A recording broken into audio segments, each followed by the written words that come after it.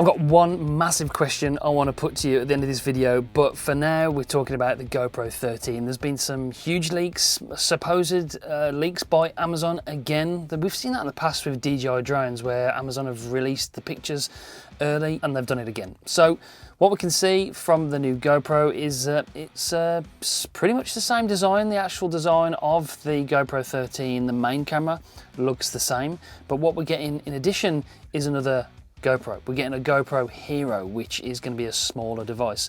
From the renders, I'm not convinced that that is the final design of the GoPro Hero. The actual lens just looks like it's been photoshopped from one to the other. I will be surprised if that is the final design, but I think it's 90% true. It's got like a heat shield on the front, which makes it look like they're going for maybe a higher sensor and maybe a higher frame rate, maybe 6K. I'm not sure they'll go all the way for 8K, but 6K to help with that heat dissipation, because GoPros of old have been notorious for overheating. The smaller version has that heat grill on the front, so does the new GoPro 13.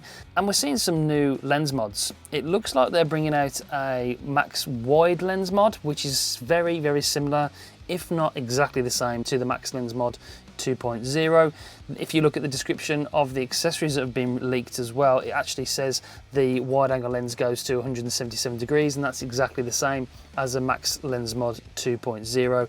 At £100 for this max lens mod, I'm hoping that this is compatible with the new GoPro 13. If it isn't, I'm going to be a little bit disappointed that I'm going to have to fork out another £100 for another max lens mod. So let's hope that is. The other thing was the macro lens, and this is something I'm actually very interested by.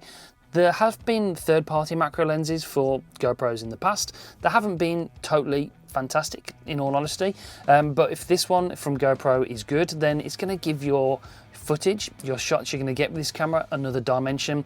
And hopefully they release some kind of AI, some kind of interesting and actually good software to go along with the GoPro 13 that allows you to edit, chop up and get some really interesting shots, close up, wide angle, and then normal action shots with your GoPro to make some really cool Instagram reels, for instance. So let's hope they do that as well. It looks interesting. We've got some other accessories that indicate we're going to have a magnetic mount on the bottom of the GoPro. The GoPro looks like it's still got the prongs and it's still got the 1/4 inch for the mounting, but it looks like they're introducing a magnetic mount, which is long overdue. DJI and Insta360 have been doing magnetic mounts now for a couple of years.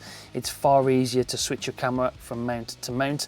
It's about time GoPro did that, so that's going to be a welcome upgrade. As far as the final specs, we can only wait and see. I think it's going to be around the start of September, be around the 10th of September release date, I should imagine. Seems that we're getting close to leaks that look, 90% real to me. So what do you reckon we're going to see from the GoPro 13? It's interesting we're getting another GoPro Hero. They're not calling it the GoPro 13 Mini. How popular is that going to be? I'm not sure. How many people are going to want that smaller device? I'm not totally sold on it. But I have got one question. Where is the GoPro Max 2? GoPro said they were going to release 3 or 4 cameras this year. I'm hoping that the GoPro Max 2 is going to be coming out so we can compare it to something like the Insta360 X4.